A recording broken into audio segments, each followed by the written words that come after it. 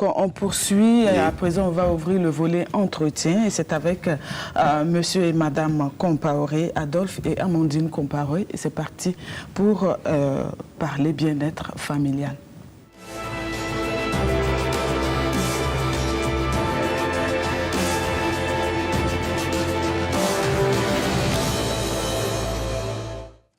Alors donc, pour cet entretien, nous avons avec nous M. Adolphe Compaoré de la communauté du Chemin Neuf.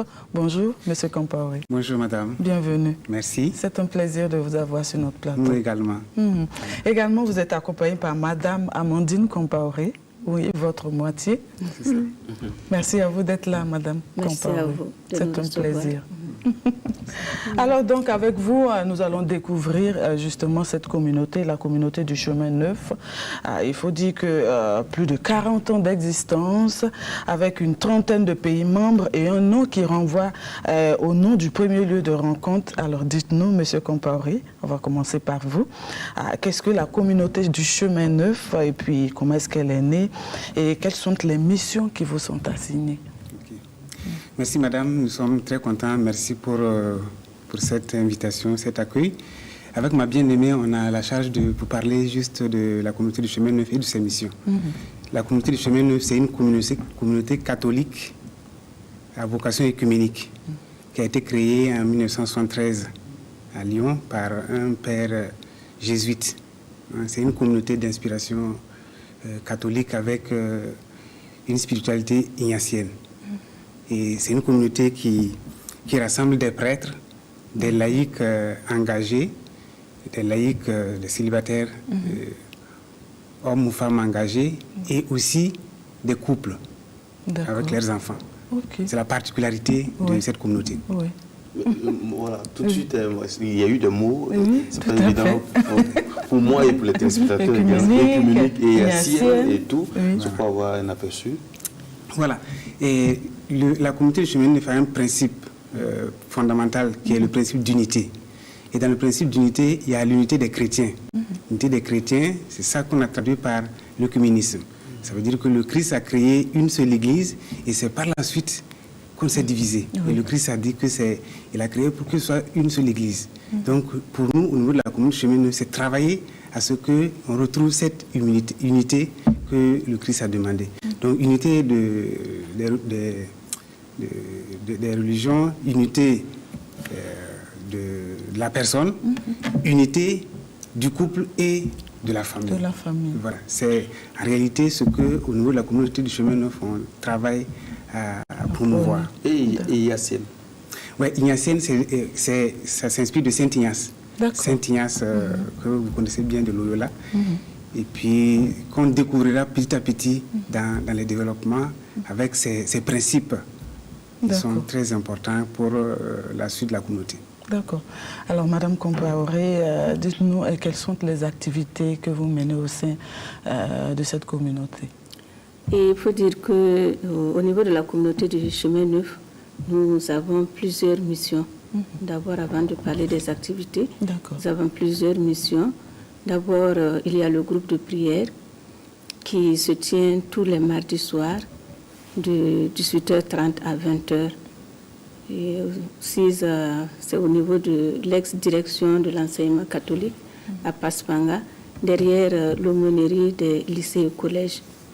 Et les derniers mardis du mois sont consacrés à ce que nous appelons EFOUI. C'est des vidéos, des films qu'on projette sur un thème bien déterminé. Et EFOUI, c'est la fraternité œcuménique internationale. Et l'une des missions également de la communauté du Chemin Neuf, c'est la fraternité Cana, qui est la mission la plus connue au Burkina. Et la fraternité Cana, c'est la mission qui s'occupe des couples et des familles. Et la fraternité Cana comporte plusieurs branches. Il y a Cana Couple, qui s'occupe des couples mariés. Il y a Cana Fiancé, qui s'occupe des fiancés. Il y a Cana Welcome, qui est une mission en direction des paroisses. Et il y a la nuit du couple. Et à l'édition 2019, la nuit du couple a vu la participation de 240 couples. répartis dans 3 villes, Ouagadougou, Bobo-Dioulasso et Koudougou. Et la 3e mission de la communauté du chemin neuf présente au Burkina, c'est la mission jeune. La mission jeune qui est une mission à l'endroit des jeunes. Et là aussi, il y a plusieurs composantes. Il y a ce que nous appelons le parcours Timothée, qui s'adresse aux enfants de 8 à 13 ans. Il y a la mission ado en référence au terme adolescent, qui s'adresse aux jeunes, aux adolescents de 14 à 18 ans. Et il y a la mission Jéricho pour les jeunes de 18 à 30 ans. Et il y a la mission jeunes professionnels pour les jeunes travailleurs et les étudiants en fin de formation ou les jeunes en quête d'emploi. Donc voilà grosso modo les différentes missions de la communauté qui existent au Burkina. Et concernant maintenant les activités, voilà, peut-être je vais laisser Adolphe poursuivre avec les activités. Okay. Et au niveau de la communauté du chemin neuf, on a pour les couples et les jeunes des sessions de formation. Des sessions de formation pour les couples, par exemple, on a la session Cana couple qui durant 6 jours. Durant 6 jours, on accueille les couples et c'est un régime d'internat. D'accord. C'est comme une retraite. C'est comme une retraite, voilà. On appelle ça couramment une retraite, mais disons session. On accueille les couples 6 jours et au cours de ces 6 jours, on parle de la vie du couple. Vous savez, c'est comme une forme d'évangélisation du couple par le couple. Donc on travaille à ce qu'on partage les expériences dans tous les sens pour que au fil du temps, nous puissions nous rendre compte que la famille, c'est le fondement de toute la vie, c'est le lieu d'accueil de la vie et d'apprentissage de l'amour. Et durant ces sessions, c'est ce qu'on développe 6 jours durant. Et pour les jeunes également, comme elle l'a indiqué, dans toutes les tranches d'âge, on a des sessions de cette envergure, mais qui ne prennent pas 6 jours. Pour les jeunes, vous savez, on ne peut pas mobiliser les jeunes 6 jours. Voilà. Et on prend aussi du temps pour prier. On prend du temps pour prier, quelle que soit notre confession religieuse. On a dit le côté écuménique, c'est faire l'unité. Donc nous recevons des couples mixtes, protestants, catholiques, musulmans. Et ce qui est fondamental pour nous, c'est travailler à restaurer la vie de la famille. Et cette année, par exemple, on a reçu un couple où les 2 sont tous musulmans. Et ils ont vécu les 6 jours avec beaucoup d'attention et depuis lors, ils participent à nos activités. Ça, c'est ce qu'on appelle la session, la semaine Cana. Et durant l'année pastorale, nous avons ce qu'on appelle les week-ends. Les week-ends, vous savez, le couple, c'est le week-end. Normalement, dans l'église, on parle de récollection. De 2 jours. Donc, comme nous sommes en couple, nous avons un week-end. Et durant le week-end, on vient samedi soir et on finit le dimanche soir. Et on choisit un thème central pour que nous puissions vivre ce thème et se partager les expériences. C'est la même chose pour les jeunes. D'accord. Je crois qu'on a aussi Cana Prépa Mariage, Cana Espérance, Cana Samarie. À quoi est-ce que tout ça, ça renvoie? Moi, je dirais un mot sur Cana Prépa Mariage, qui, en réalité, chez nous, ça se traduit par Cana Fiancé. On apprend aux fiancés à bien se connaître, mais à discerner aussi si véritablement ils peuvent être ensemble. Vous savez, nous, c'est déjà notre témoignage. Ma bien-aimée et moi, nous avons vécu en 2002 la semaine Cana Fiancé. En ce moment, on était fiancés et on est allé pour éprouver notre amitié et voir si elle peut avoir de l'avenir. Et là, pour la petite histoire, lorsqu'on a eu l'invitation, moi, je n'étais pas intéressé parce que pour moi, je ne sais pas qu'est-ce que je vais aller faire 6 jours durant. Et elle, lorsqu'elle a reçu, elle était vraiment intéressée. Fiancée, elle avait son idée derrière la tête. Et moi, je suis allé par sa pression parce que je voulais lui faire plaisir. Et lorsque je suis arrivé, je me suis rendu compte qu'en fait, c'était plus pour moi. Plus pour vous que pour elle. Et s'il arrivait que ça ne soit pas le cas, est-ce qu'on dit aux fiancés qu'ils ne peuvent pas cheminer ensemble ou qu'est-ce qu'on fait? Oui. Vous savez, dans l'église, le mariage est indissoluble. C'est la raison pour laquelle on les retrouve. On les regroupe. Dès le début, on leur apprend qu'en fait, vous n'êtes pas mariés. Et vous êtes venus pour voir si ce sera possible. Lorsque ce n'est pas possible, rendez grâce à Dieu que ce soit intervenu avant votre mariage. Oui. Repartez. Malgré le degré d'amour et tout. Oui, malgré les implications. C'est pas nous qui leur disons. C'est eux, durant les 6 jours, qui se rendent compte qu'en fait, ils ne sont pas appelés, même s'ils s'aiment, à être ensemble. Donc, ils repartent tranquillement et puis ils recommencent la vie. Et on peut les accompagner pour qu'ils retrouvent l'âme sœur. Et puis voilà. Il y a eu des cas comme ça? Et oui, il y a eu des cas comme ça, où des gens ont pensé qu'ils sont venus, ils n'ont pas senti qu'ils devaient être ensemble, et puis ils sont repartis tranquillement. On les accompagne pour qu'ils accueillent ça d'une manière que ça ne puisse pas avoir un incident dans leur vie conjugale. Et après, on a vu certains qui sont revenus. Et puis, puisque quand ils viennent, ils sont des fiancés, on les traite comme des fiancés. D'accord. Et pour Cana, ça marie alors? En fait, c'est des missions qui n'existent pas pour le moment dans notre pays. Sinon, Cana Samari, c'est pour les couples, je dirais, divorcés et remariés. Ça s'adresse à ces personnes-là. Et Cana Espérance, ça s'adresse à des personnes qui sont seules suite à une séparation, soit par suite de divorce, et qui ne se sont pas remariés, soit par suite du décès du conjoint. Pour le moment, on n'a pas ces deux missions au Burkina. Et pour revenir sur notre expérience, Cana Fiancé, c'est un lieu de discernement. Et à travers la session ou la semaine Cana Fiancé, les futurs conjoints peuvent faire le discernement et savoir si c'est le lieu où le Seigneur les appelle ou pas. Dans notre cas, je crois que pour moi, il disait qu'il n'était pas intéressé, mais pour moi, je voulais me rassurer que c'était important. Voilà, c'était important pour moi parce que je voulais faire mon discernement et savoir si c'est celui que Dieu a choisi pour moi. Et Dieu merci, c'est pendant notre semaine Cana Fiancé qu'on s'est convenu de la date de notre mariage. Voilà, et ça s'est passé 4 mois après.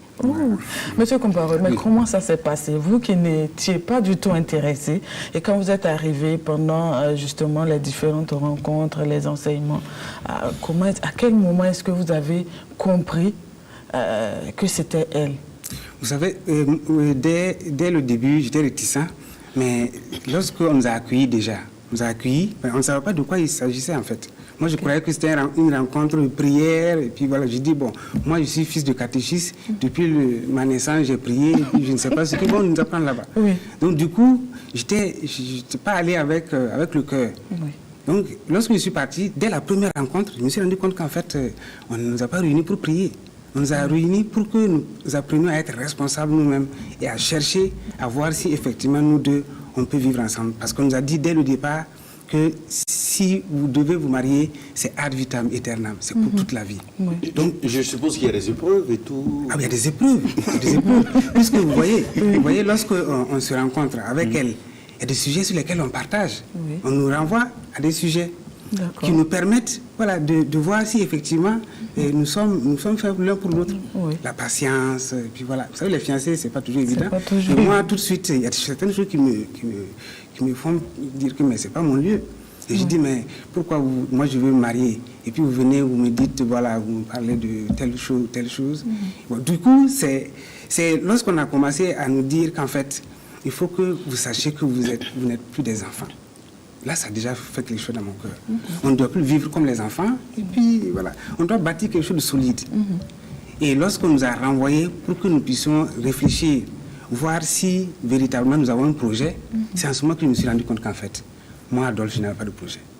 Moi, j'aimais Amandine, sincèrement, je vous le dis, moi, j'aimais Amandine, mais je n'avais pas de projet. Je n'avais pas de projet. Alors que vous savez, les femmes, elles en avaient plein. Nous, on a plein de projets. Et du coup, je me suis rendu compte que cette rencontre-là, c'était pour moi. Parce que c'est ce que j'apprenais avec elle et dans cette session. Et du coup, je pense que je suis allé en vitesse par rapport à elle. Et le deuxième jour, c'est allé très vite aussi. J'ai commencé à dormir en réfléchissant. Parce que, voilà. Et tout de suite, je me suis dit, mais elle était plus mûre que moi, je ne pensais. Et du coup, je suis allé plus vite qu'elle. J'ai dit, bon, moi, je pense que je vais rester ici durant les 6 jours. Parce que je ne vous ai pas dit, au départ, je ne voulais pas rester les 6 jours. C'était juste pour passer. Oui, pour l'accompagner. Et 2 jours après, j'allais sortir ma décision de congé pour dire voilà, bon, moi je dois repartir au travail. J'ai demandé pardon pour avoir menti. C'est ça. Et puis je pense que c'était ça. Et vous tenez-vous bien. Et on a choisi, moi, j'ai choisi mon témoin de mariage sur place. Sur place, wow. Sur place. Wow. Sur place. C'est fort. Et jusqu'à présent, je n'ai pas regretté de l'avoir choisi. D'avoir fait ce choix-là. Les femmes sont prudentes. Wow. Et moi, pour la petite histoire, quand on est arrivé le jour de la semaine Cana, à l'accueil, c'était un élément de discernement pour moi, parce que je suis venue j'ai quitté ma maison, on s'est retrouvés, et à l'accueil, en mettant un badge où c'est écrit Comporé Amandine. J'ai dit non, moi je ne suis pas Comporé. Et celle qui nous a accueillis a dit non, tu es appelé à être Comporé. Donc c'était déjà un élément de discernement pour moi. Et c'était vraiment important pour moi. D'accord. Alors donc, il faut dire qu'il y a différents axes au niveau justement de... quel est l'axe qui accueille le plus de monde au niveau justement des différentes sections que vous avez citées tout à l'heure, pour les jeunes, pour les couples?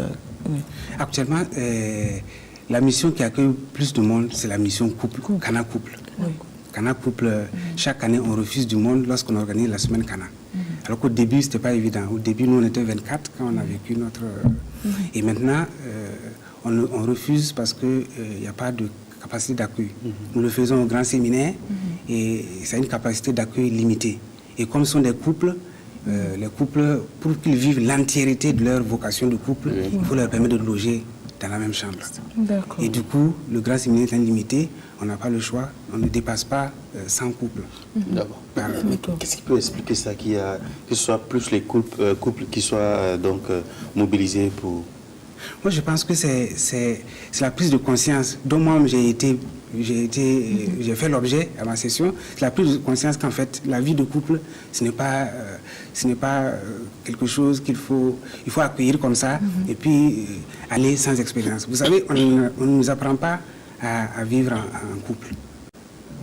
Un peu partout, lorsqu'on se prépare au mariage, on fait quelques séances de préparation et puis après le mariage, c'est fini. Oui. Donc, on vous laisse aller. Et vous vous rendez compte que dans la vie, de plus en plus, on a des préoccupations de couple. Parce qu'on n'est pas préparé, ça c'est un. 2, on n'est pas accompagné. Et parfois, nous disons que nos pasteurs et nos prêtres n'ont pas le temps pour nous accompagner. Alors qu'à un moment donné, nous sommes à mesure de nous accompagner nous-mêmes. De telle sorte qu'en partageant les expériences, je me rends compte que ce que l'autre vit, c'est peut-être plus que moi. Ce que moi je vis, c'est peut-être plus que l'autre. Mais il a de l'amour dans le cœur. D'accord. Et c'est ça, je pense que c'est cette prise de conscience des couples et des familles, que la famille est le nœud de la vie. Je vous ai dit tout à l'heure, c'est le lieu de l'accueil de la vie par les naissances et le lieu de l'apprentissage de l'amour par le couple et pour les enfants. Vous l'avez noté tout à l'heure, il y a quand même quelques difficultés au niveau des couples, ce qui justement draine ce monde-là pour ce volet Cana, cette mission Cana Couple. Est-ce qu'il ne faudrait pas mettre l'accent plus sur Cana Fiancé pour plus obtenir des couples qui soient vraiment solides? Notre souci, notre préoccupation, c'est ça. C'est vraiment préparer. Et nous mettons, ce que nous aurions souhaité, c'est qu'on ait 100 couples fiancés qui viennent. Mais vous savez, comme moi, je vous l'ai dit, quand on est fiancé, ce n'est pas notre priorité. La priorité, c'est avoir l'autre à côté. Et puis, on ne songe pas à cela. Donc, pratiquement tout le temps, on fait des informations à l'adresse des fiancés pour dire, venez, essayez de voir, de vous éprouver. Il est vrai qu'il y a certains qui ont peur. Ils se disent que moi je l'aime tellement, puis si je pars... Et ce qu'on me dit que voilà... Et que je vais découvrir. Alors qu'en fait, c'est bon de le découvrir. De la même manière que les fiancés sont prêts à découvrir autre chose que je ne vais pas citer ici. Voilà. Ils ne sont pas prêts à apprendre à aller davantage. Donc c'est ça. Si on peut accueillir le maximum de fiancés, je pense que ce sera bien pour nous. Et cette année, on accueille les fiancés dès le mois d'août. Dès le 2 août. Le 2 août. Du 2 au 8 août. grand séminaire. Donc c'est ça. Ok. Alors, comment fait-on justement, qui peut appartenir à la communauté, ou comment faire voilà, pour quelqu'un qui veut voilà, être reçu justement pour participer à une mission? Et pour la fraternité Cana, tout commence avec la semaine Cana ou Cana Welcome. Donc en participant à une semaine Cana, ça ouvre la porte à la fraternité Cana, à cheminer dans la fraternité Cana. Et à Cana Welcome, qui est une nouvelle mission qui a commencé l'année passée au Burkina, et c'est une porte d'entrée également, parce qu'à travers Cana Welcome, il y a ces 2 ans de cheminement. À la fin de la première année de cheminement, les couples ont la possibilité de vivre la semaine Cana. Et intégrer directement la fraternité Cana. Et ceux qui n'ont pas pu poursuivre pour la 2e année, et à la fin de la 2e année, s'ils font la semaine Cana, et ils cheminent dans la fraternité Cana. Donc voilà comment on peut faire partie de la fraternité Cana. Et c'est la même chose pour la mission jeune, en ce qui concerne les jeunes. Maintenant, pour entrer dans la communauté du chemin neuf, ça c'est un autre cheminement à faire, un cheminement, un discernement à faire sur quelques années avant d'être engagé dans la communauté. D'accord. Vous avez... Oui. Je voulais dire, il y a un constat qui est là, hein, les divorces ont atteint une proportion assez grande. C'est vrai que dans votre cas, il n'y a pas de divorce. Mais qu'est-ce qui peut expliquer cet état de fait? C'est parce que les gens ne se connaissent pas avant ou ne se disent pas la vérité pour aller jusqu'au mariage? Il y a plusieurs facteurs. Il y a d'abord le fait que les gens ne se connaissent pas avant. Ils ne se connaissent pas avant suffisamment. Ils ne se connaissent pas suffisamment. Et lorsqu'ils arrivent au mariage, ils sont parfois surpris. Ils sont parfois surpris de ce qu'ils vont commencer à vivre. Après les festivités, on n'a pas intégré dans la tête qu'on est marié. C'est la raison pour laquelle parfois on est marié et puis on reste tard jusqu'à la nuit, parce qu'on a traîné encore cette habitude qu'on avait quand on était des célibataires. Et parfois ça crée des problèmes parce que, comme je l'ai dit, et je m'excuse, mais parfois les femmes sont beaucoup plus posées, elles pensent à beaucoup de choses. Quand elles y arrivent, elles prennent tout de suite possession de leur famille. Et souvent, nous, on traîne un peu le pas. Et on attend, et puis on se dit, depuis que tu m'as connu, moi je rentrais à telle heure, etc. Alors qu'en réalité, j'étais connu. Mais maintenant, on est en train de se connaître. On est en train d'apprendre. Les habitudes doivent changer pour qu'on donne la vie. Et vous voyez, lorsqu'on doit accueillir la vie et on continue à vivre de telle sorte, on ne prépare pas ce lieu d'apprentissage de l'amour. Le foyer, c'est le lieu d'apprentissage de l'amour. Et comme vous le voyez, Cana, c'est comme une véritable école que la communauté du chemin neuf a créée pour que les gens reviennent à eux-mêmes. Ils se disent, il y a certaines choses que je dois abandonner. Et c'est de là que viennent les principales difficultés. Vous savez, lorsque vous rentrez tard, le malin, je ne veux pas dire son autre nom, le malin, il ne faut pas le tenter. Ah oui. Il ne faut pas le tenter. Lorsque vous rentrez tard, des propositions vous sont faites. Et parfois, c'est difficile. Donc, vous rentrez dedans et puis après, vous commencez à ne pas dire la vérité. Vous rentrez, vous dites que vous êtes resté pour telle chose au bureau, etc. Alors qu'après, lorsque vous vous retrouvez seul devant votre miroir, vous vous rendez compte qu'en fait, je n'ai pas dit la vérité. C'est que des regrets. Voilà. Et ça n'aide pas. Je pense que c'est la source fondamentale de nos difficultés, prendre possession de notre vocation de couple et de parents. D'accord. Alors, pour terminer, on va peut-être revenir justement à vos activités qui sont en cours. On sait qu'il y a Cana Fiancé qui est pour bientôt en août. Est-ce qu'il y a d'autres activités en cours? Oui, il y a d'autres activités qui sont programmées. En ce qui concerne la fraternité Cana, il y a le 3e week-end Cana qui est prévu pour les 6 et 7 avril, donc le week-end prochain. Et c'est un week-end qui est ouvert à tous les couples, même les couples qui n'ont pas fait de semaine Cana. Ces couples sont conviés. Et c'est au collège de la Salle, le samedi à partir de 15h, de 15h à 19h, et le dimanche de 7h30 à 16h. Sans distinction de religion? Sans distinction de religion.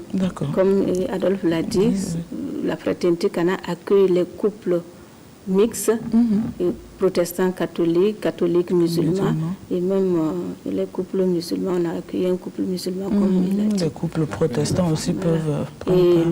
le dimanche, on accueille les couples avec leurs enfants. D'accord. Et la deuxième activité programmée pour Cana, c'est la semaine Cana, couple et fiancé. Et Cana fiancé, c'est uniquement à Ouagadougou, du 2 au 8 août. Et pour les couples, il y a pour Ouaga, du 2 au 8 août, à Bobo et Koudougou, c'est du 16 au 22 août. D'accord. Ok. Et voilà, pour la mission jeune, actuellement, il y a la 3e journée pour les ados, prévue pour le dimanche 12 mai. D'accord. Il y a le week-end Jéricho, donc pour les jeunes de 18 à 30 ans, pour le week-end de 11 et 12 mai. D'accord. Et il y a ensuite les retraites, les sessions pour les jeunes, pour les ados. C'est au Juvénat Saint-Camille garçons. Et c'est pour du 18 au 24 août au Juvénat Saint-Camille garçons. Et pour les jeunes, les Jéricho, c'est du 18 au 24 août. D'accord. Au Juvénat Saint-Camille garçons. Okay. Merci Madame Compaoré. Monsieur Compaoré, un dernier mot pour terminer. Un dernier mot, c'est juste pour dire que nous invitons les couples à revenir à leur vocation de mariage et à apprendre aussi aux enfants à se préparer, hein, soit pour le mariage ou bien pour la vie religieuse, en leur donnant cet amour que nous devons avoir pour nos enfants. D'accord.